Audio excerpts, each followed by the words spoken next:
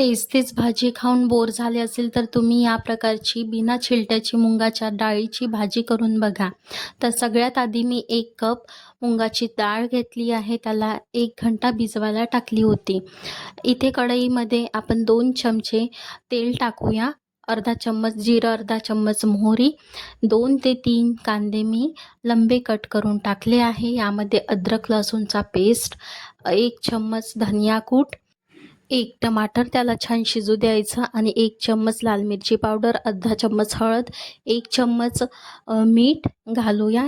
याला छान मिक्स करू आणि मुंगाची डाळ कढईमध्ये टाकून द्यायची आणि तेलामध्ये 1 ते 2 मिनिट चांगली होऊ द्यायची. मग यामध्ये अर्धा ग्लास मी पाणी टाकलं आहे.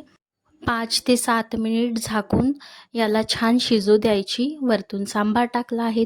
पराठ्याबरोबर खूप छान लागते. व्हिडिओ आवडली असेल तर लाईक करा.